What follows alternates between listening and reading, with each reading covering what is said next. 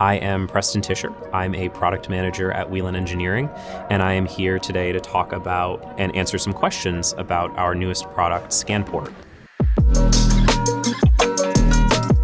So SCANport is made up of two primary components.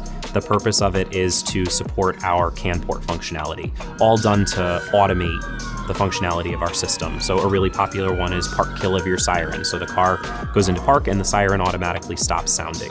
There are two primary components to SCANport. There is a sensor box that has a PCB. The CAN wires will be laid across the two points on that PCB, and that's what's monitoring the traffic. There's no need to splice into that harness. There's no need to cut away any of the protective plastic around that wire. It just stays as it is in the vehicle, so there's no damage or anything like that. That sensor box is connected with a short interface harness to our decoder, and that's going to wire into what we call the CanPort connection point on the core control system. Once you install your sensor box, you'll make the simple connection to the decoder, and you'll secure the decoder using these tabs here. The harness itself is not vehicle specific, however, you will still need a vehicle specific file in command. We have no plans of discontinuing any of our existing harnesses as long as they continue to support the vehicles that they support today. Having said that, as we move forward and vehicles need new harnesses or need new access points, we will migrate those to the SCANport product for those CanPort signals.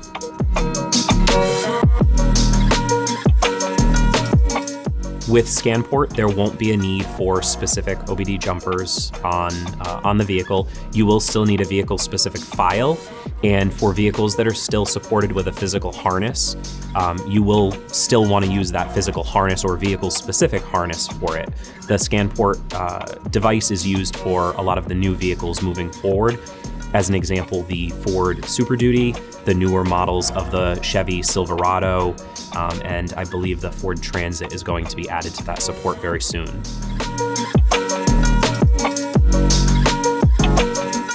To date, we have not seen any reduction in signals. If anything, we've actually seen an increase in the number of available signals to us because we can access whichever CAN bus on the vehicle we want to now. We don't have to go based on where we can find connection points for a physical harness.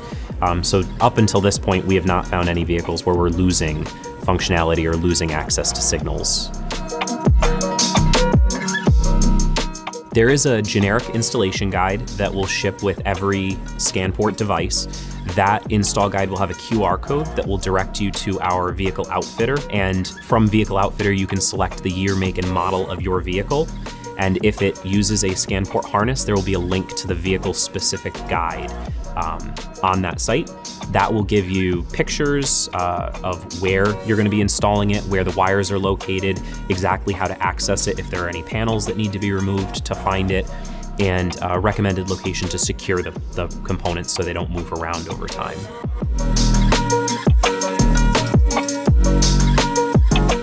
There are other options for devices similar to SCANport in the market. None of them are designed specifically to integrate with our systems as SCANport was. The SCANport device was designed and engineered right here by the engineers in the room behind me. It's manufactured in the US, and it goes through all of the rigorous testing that other Whelan products go through, because we know the environments that these products are put in, and we know that they have to work the first time, they have to work every time for the people who are using them. So I would say that that's probably the primary advantage, is just the rigor that we put all of our products through.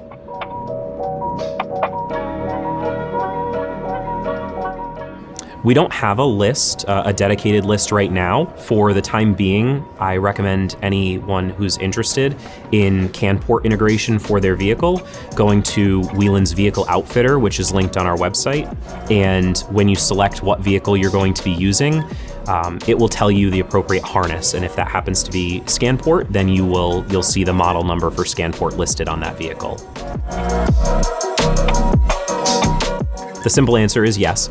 We do not intend to end of life or get rid of any of our existing harnesses for that are vehicle specific.